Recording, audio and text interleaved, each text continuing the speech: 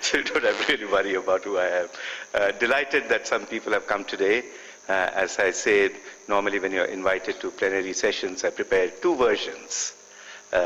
One is version 1, which I will use today, which is to cut a long story short. And that's what happens when you have limited time. Version 2 is a much more painful version for both me and the audience, which is to cut a short story long. And that I will not do today.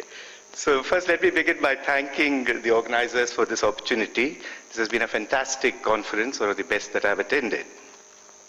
As an economist, I wanted to share with you today some new thinking in the methodology of cost-benefit analysis that has the potential of influencing development evaluation.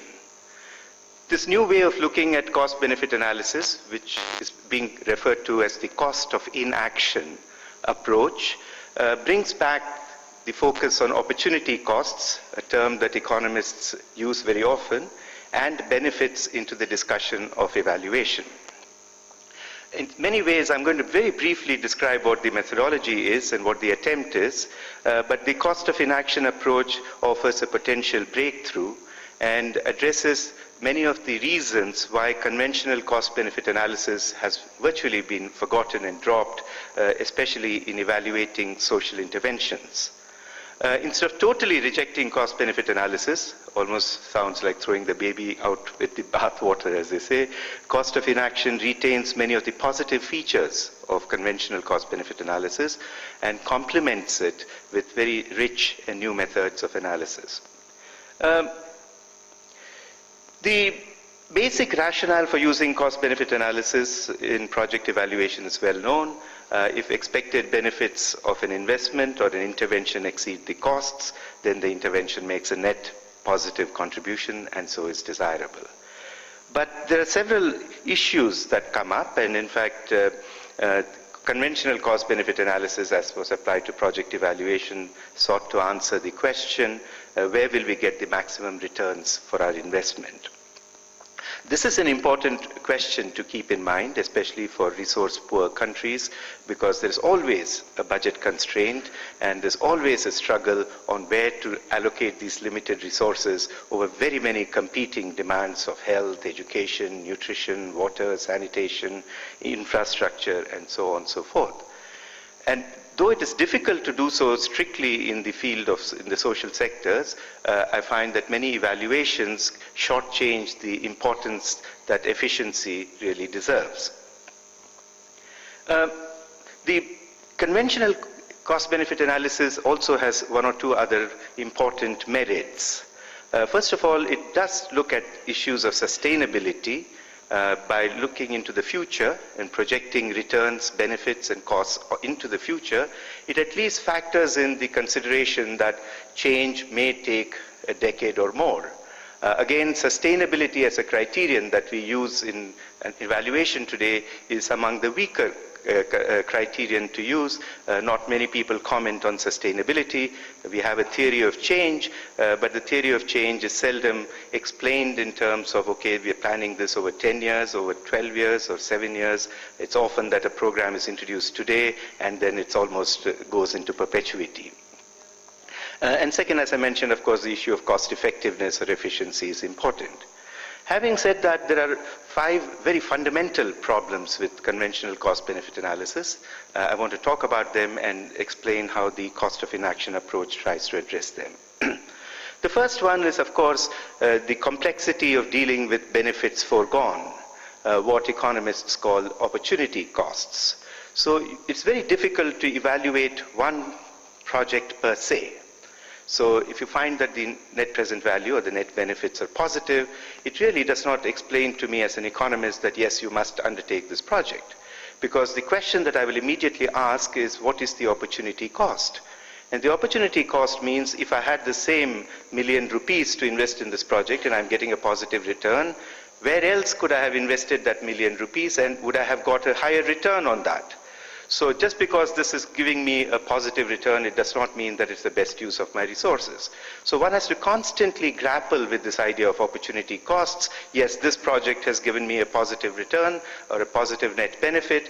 What do I do? Is that something we should be doing over other competing uses? The second big problem has to do with modeling human behavior. And this is a predicament with all economic models, that they assume that human beings are reasonably well programmed mechanically. So if I give you 1 unit, you will produce 3 units. And that often doesn't happen when we're talking about the kinds of interventions we're interested in. And as was mentioned by several speakers and through this conference, the context matters. Human behavior is not uniform. The environment and the enabling environment plays a major role in outcomes. So how do you really factor in this complexity of different contexts? The third one is assessing the diverse benefits and costs before we arrive at a judgment, the measurability of benefits. Now, I'll come back to this because this is one of the central contributions of this cost of inaction approach, because benefits are of all kinds. Some might be immediate, some might be in the long term, some can be noticed, others can be invisible, and so on and so forth. How do we really capture this idea of benefits? The fourth one, which is also important, is in conventional cost-benefit analysis, it fails to include complementary actions. What do I mean by that? For instance, if you take a health intervention, the traditional way is I'm investing ₹1 million in this particular health intervention. What are the health outcomes? But if those outcomes really have to be maximized, then you need a lot of complementary investments as well. So for instance, unless you have improved water, improved sanitation, better education, better information, and all of those complementary investments in order to get the outcomes may not be undertaken by the same ministry or the same program. So how do you really factor in the importance of complementary actions to yield maximum results? And the last one, which is very problematic, which all of us have struggled with as an economist, I've had serious problems with this, is to reduce everything to one common denominator, a single number of net present value expressed in rupee terms or dollar terms. So these are some of the big challenges that conventional cost-benefit analysis encountered. And the cost of inaction tries to answer these questions. It's a methodology developed by Professor Sudhir Anand, who's at Oxford and at Harvard, along with Amartya Sen and a group of people who have been saying that we really can't drop this conventional way of looking at cost-benefit analysis, but we need to refine it and modify it. The first change it talks about, it introduces a new way of thinking about opportunity costs. For example, do no harm is a tenet of medical ethics. However, harm occurs not only as a result of doing something, but also as a result of doing nothing. So a focus only on doing something draws attention from the cost of not doing something. Therefore, when you're talking about the cost of inaction, it is the cost of failing to take action. It is the cost of inaction is not the cost of doing nothing. It is the cost of not doing some particular thing. And I'll come back to this with an example. For instance, if you're looking in relation to inaction, in relation to early childhood development, we know that it can have very serious consequences for children in terms of their development and their learning abilities and so on, but it can also have large negative consequences in future which are irreversible. How do you treat benefits? The cost of inaction approach talks of two types of benefits. These are terms that Amartya Sen coined. One he calls constitutive benefits, and the other consequential benefits. Now, constitutive benefits, as the name suggests, are direct benefits of an action, the benefits of what the action is about or constitutes. So for a healthcare intervention, the constitutive benefit would be improved health.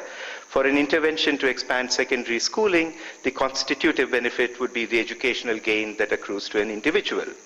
So when you're looking at the cost and constitutive benefits of an action, it is one thing. But there are also consequential benefits that we need to factor in. Now, consequential benefits are indirect benefits of an action.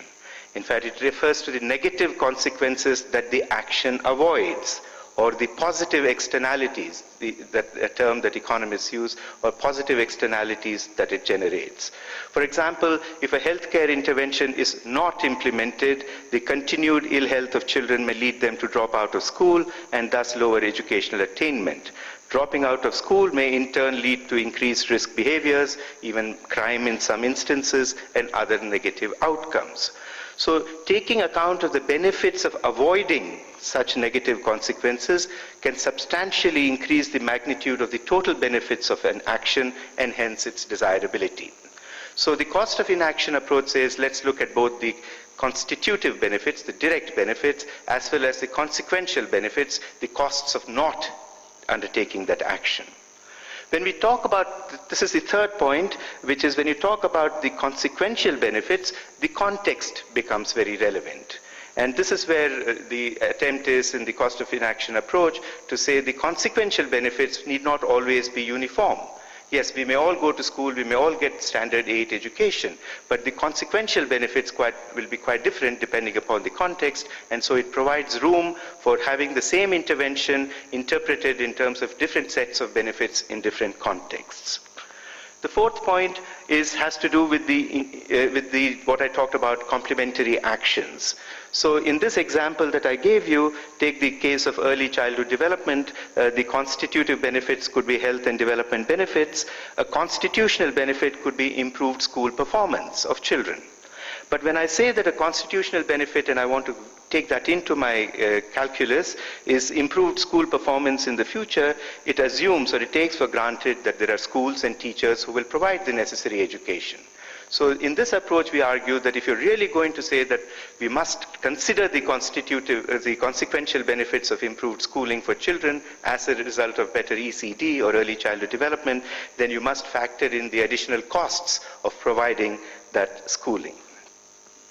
The last point has to do with the fifth critique I said, which is reducing everything to one single number, a net present value. That is the conventional way of doing economic analysis. First, you identify what the benefits are. Second, you quantify. And third, you monetize. So identification, quantification, monetization are the three important instruments. So in this consequence, what happens is things that you cannot quantify and things that you cannot monetize automatically get dropped out of the calculus.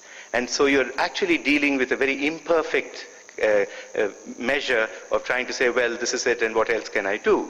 But what the cost of inaction approach argues is that we should not, rather than making such dubious judgments and reducing everything to one quantifiable unit, we should look in terms of a multidimensional vector. So you would have monetary, non-monetary, quantifiable, non-quantifiable, and you have this vector in front of you, and then you have to take a judgment call on this. Is this really worth it or not? So instead of reducing everything, there is absolutely no harm in presenting the picture of what can be monetized, quantified in one box, what can be quantified but not monetized, and so you have really a 2x2 grid over there, and then you take a judgment. And every decision, by the way, involves judgment. So we cannot shy away from judgment and say, oh, I've got the single number and it tells me to do it, so I'm going to do it. So it's really a plea to say, let's be more systematic about cost-benefit analysis, bring in the economic principles of efficiency, especially when there are resource constraints, look at the issue of opportunity costs more carefully, and not reduce everything to a single number, but be much more practical in terms of assessing the value of interventions. So that's pretty much a summary. Like I said, this is to cut a long story short, but I hope that was helpful. But I found that in my own work, the cost of inaction is a very powerful argument for policymakers. At a time when we were fighting for making elementary education a fundamental right in India, it took us 60 years of struggle. There was a famous quote, which I'm sure you all heard: if you think education is expensive, try ignorance.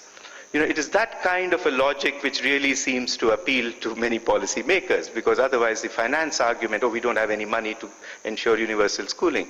We're struggling for the food security bill in India, recognizing that half the kids are undernourished. Every time we talk about the bill, they say, where is the money? How do we give this kind of food? Where is the money? So the finance question always comes up, and in the food security bill also the arguments we have said that if you can't pay for food for the poor, then the consequences, the price you pay otherwise is very high. So much of the unrest, the unemployment, low productivity, hunger, starvation, the consequences to society in terms of the threat, not just to economic growth, but also political stability and social tensions and cohesion is very significant. So the cost of inaction approach tries to bring all these into the calculus of policy making and decision making. Thank you very much for this opportunity to share with you. Thank you. Thank you so much. Thank you. Hello.